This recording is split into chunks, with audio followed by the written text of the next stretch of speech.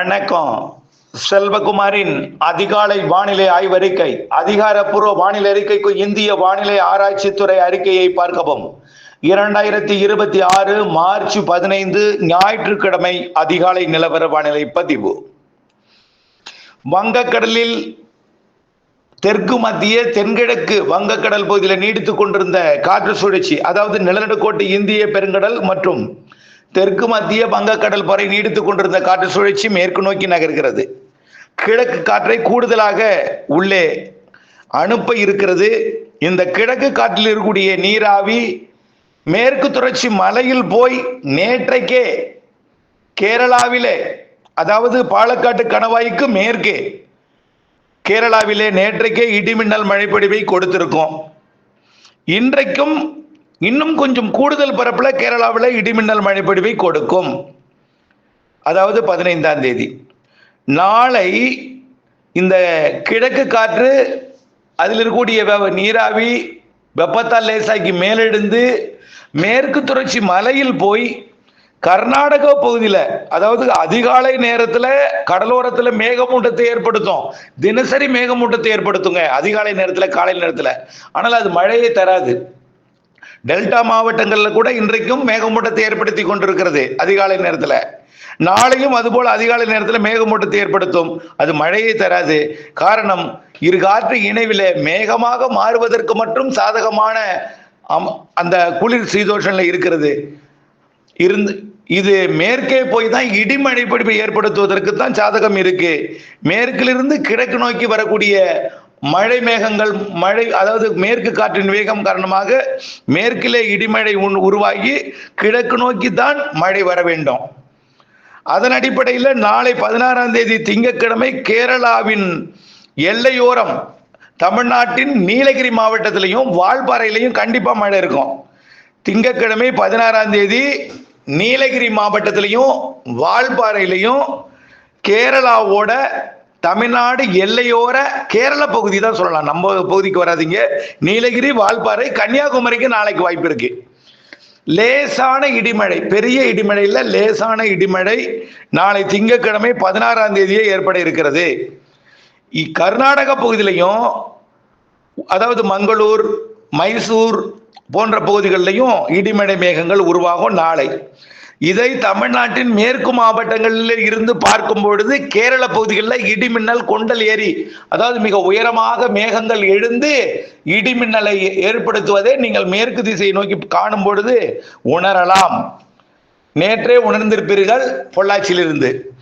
நாளை இன்னும் கொஞ்சம், இன்றைக்கும் அந்த இடிமின்னல் இருக்கும் கேரளாவில், நாளையும் இடிமின்னல் இருக்கும்.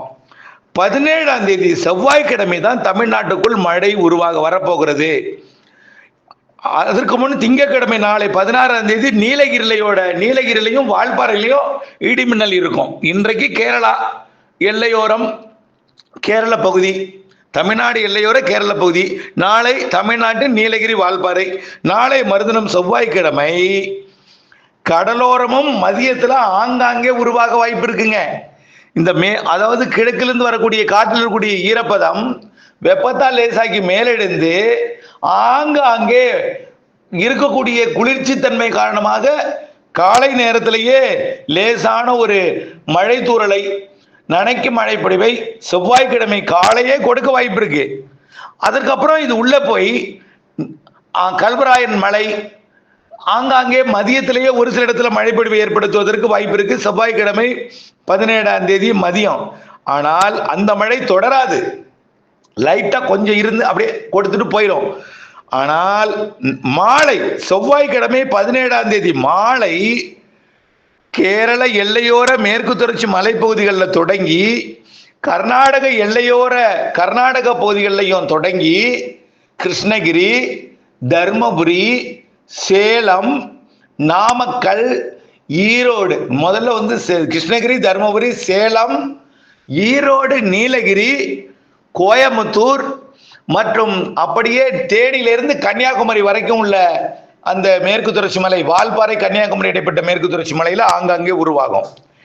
அது மாலையில அப்படியே கிருஷ்ணகிரி உள்ளே, தர்மபுரி உள்ளே, சேலம் உள்ளே, நாமக்கல் உள்ளே, ஈரோடு உள்ளே மற்றும் கோயம்புத்தூர் கிழக்கு பகுதி திருப்பூர் மாவட்டத்தில் ஆங்காங்கே எப்போ செவ்வாய்க்கிழமை 17ஆம் தேதி இரவு, திண்டுக்கல் மாவட்டத்தில் ஆங்காங்கே, அப்படியே தேனியிலிருந்து மதுரை மாவட்டத்தில் ஆங்காங்கே, அப்படியே விருதுநகர் மாவட்டத்தில் ஆங்காங்கே, தென்காசி, திருநெல்வேலி, கன்னியாகுமரி மாவட்டத்தையும் தாண்டி தூத்துக்குடி மாவட்டத்திற்கும் அன்றைக்கு நள்ளிரவிலே வந்து மழைப்பொழிவை கொடுப்பதற்கு வாய்ப்பு இருக்கு.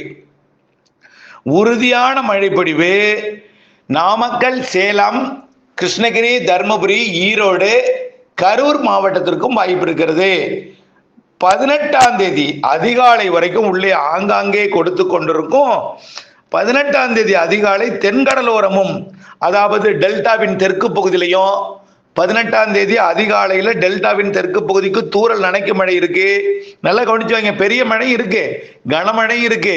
பெரிய மழைன்னா பெரிய மழை இல்லை, பெய்யக்கூடிய 18ஆம் தேதியை விட கொஞ்சம் கூடுதல் மழை.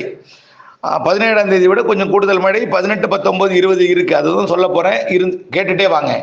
18ஆம் தேதி அதிகாலையில புதுக்கோட்டை, ராமநாதபுரம், சிவகங்கை மற்றும் டெல்டாவின் தெற்கு ஓரத்தில் லேசான மழைப்பொழிவை ஒரு சில இடங்கள்ல அதிகாலை நேரத்தில் இடிமின்னலுடன் கொடுக்கலாம். 18ஆம் தேதி மதியம் என்ன ஆகும்னா, மீண்டும் கேரள எல்லையோரம், கர்நாடக எல்லையோரம் உருவாகி, கர்நாடகாவிலையும் கேரளாவிலையும் உருவாகினு சொல்லணும். கேரளா, கர்நாடகாவில் உருவாகி தமிழ்நாட்டின் கேரள எல்லையோர, கர்நாடக எல்லையோர மாவட்டங்களுக்குள் வந்து தென் மாவட்டங்களுக்கு கூடுதல் பரப்பிலை கொடுத்து கொண்டு கிழக்கு நோக்கி மழை மேகங்கள் உண்டாகும்.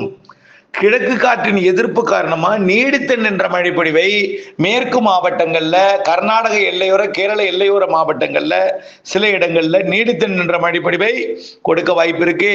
குறிப்பாக திண்டுக்கல் மாவட்டம், தேனி மாவட்டம் இடைப்பட்ட கொடைக்கானல் மலைப்பகுதியில நல்ல மழைப்பொழிவு தெரிகிறது. இது 18ஆம் தேதி புதன்கிழமை மாலையில கிருஷ்ணகிரி, தர்மபுரி, சேலம், நாமக்கலையும் தாண்டி டெல்டா மாவட்டங்கள் வரைக்கும் அன்றைக்கு நள்ளிரவிலே வந்து மழைப்பொழிவை கொடுக்கும். அப்போ வடகடலோரமும் கொடுக்கும். ஆக கிருஷ்ணகிரி, அதாவது கிருஷ்ணகிரி மாவட்டம் கர்நாடக பகுதியிலிருந்து கிருஷ்ணகிரி பொழிந்து திருப்பத்தூர், வேலூர், ராணிப்பேட்டை மற்றும் திருவள்ளூர், சென்னை, செங்கல்பட்டு, காஞ்சிபுரத்திற்கு பொழியும். அதே போல தர்மபுரி மழை தர்மபுரியில் இருந்து கல்வராயன் மலை தாண்டி திருவண்ணாமலை, கள்ளக்குறிச்சி, விழுப்புரம், செங்கல்பட்டு, புதுச்சேரி, கடலூருக்கும் கொடுக்கும். இப்படி நீலகிரி, கோயம்புத்தூர் மற்றும் ஈரோடு மாவட்ட மழை கரூர், திண்டுக்கலுக்கும் பொழிந்து திருச்சி, பெரம்பலூர், அரியலூர், டெல்டா மாவட்டங்கள் தஞ்சாவூர், திருவாரூர், நாகப்பட்டினம், காரைக்கால், மயிலாடுதுறைக்கும் கடலுக்குள்ளும் போய் அதிகாலையில கொடுக்கும். எப்போ?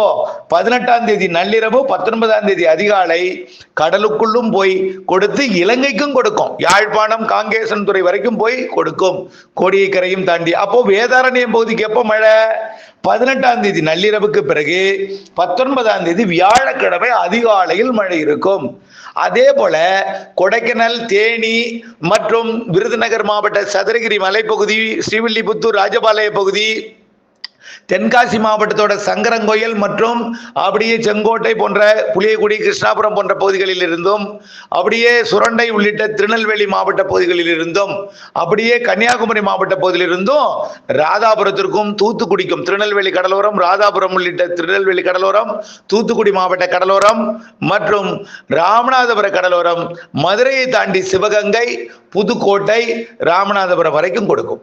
ஆக அனைத்து மாவட்டங்களுக்குமான முன்னேறி கிழக்கு வரை கடலோரம் வரை வந்து அதையும் தாண்டி இலங்கைக்கும் வங்கக்கடலிலும் கொடுக்கக்கூடிய நாள், வங்கக்கடலுக்கும் கொடுக்கக்கூடிய நாள் 18ஆம் தேதி நள்ளிரவு, 19ஆம் தேதி அதிகாலை, காலை என்பதை நீங்கள் நினைவில் வைத்துக் கொள்ள வேண்டும்.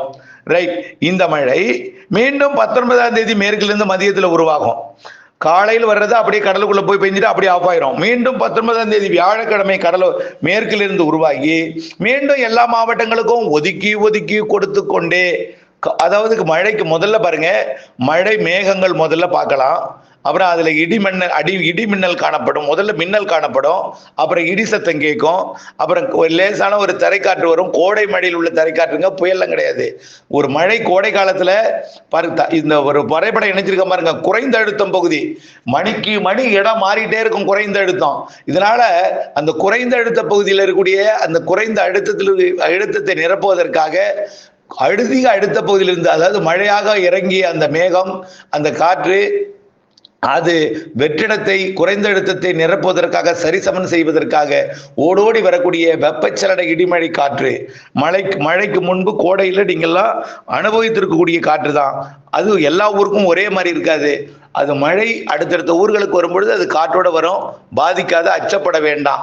வெயில் அதிகமாக அடிக்கக்கூடிய இடத்துல தான் இந்த காற்று இருக்கும். சில இடங்கள்ல ஆலங்கட்டி மழையும் இருக்குன்னு ஏற்கனவே சொல்லியிருக்கிறேன்.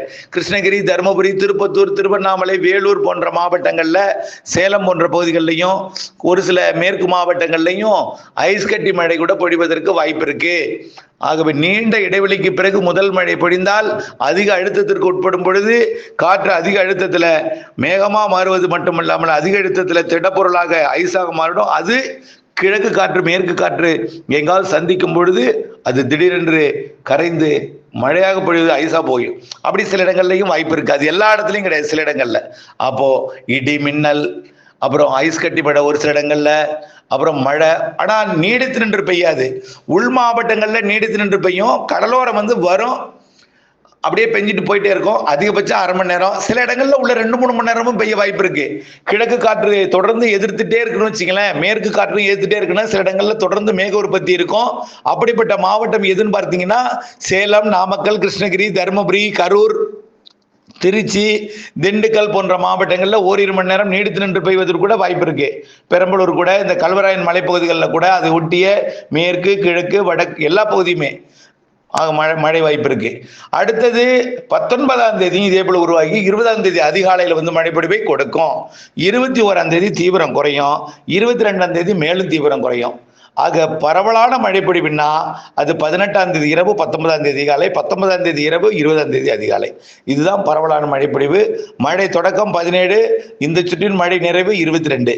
22 ஆந்திர எல்லையோர மாவட்டங்களில் போய் தான் கொடுக்கும். டெல்டாவிற்கெல்லாம் 21 நிறைவடைஞ்சிடும். 22 ஆந்திர. அடுத்த காற்று சுழற்சியும் இந்த மாத இறுதியில் மழைப்பொழிவை கொடுப்பதற்கு சாதகம் இருக்கு. இறுதியில் நாளில் வருவதற்கு கொஞ்சம் சாதகம் இல்லைன்னா இலங்கைக்கு மட்டும் மழைப்பொழிவை கொடுக்கலாம். அதனாலதான் நான் அதை அறிவிக்கல. அதுக்கு அடுத்தது அது ஏப்ரல் மாதம் முதல் வாரத்துல வெப்பச்சலன இடிமழை பிடிப்பை கொடுப்பதற்கு வாய்ப்பு இருக்கு. தாமதமாக கொடுக்கும். ஏப்ரல்லையும் நம்ம ஏற்கனவே நிகழ்வு சொல்லியிருக்கோம், வெயிலும் சொல்லியிருக்கோம்.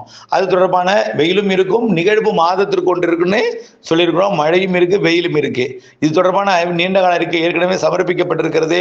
தொடர்ந்து இந்த மழை வரக்கூடிய 17, 18, 19, 20, 21 மழை எப்படி இருக்கும், எங்கெங்கெல்லாம் எப்படி இருக்கும்போது வரக்கூடிய நாட்கள்ல துல்லியம் அறியலாம்.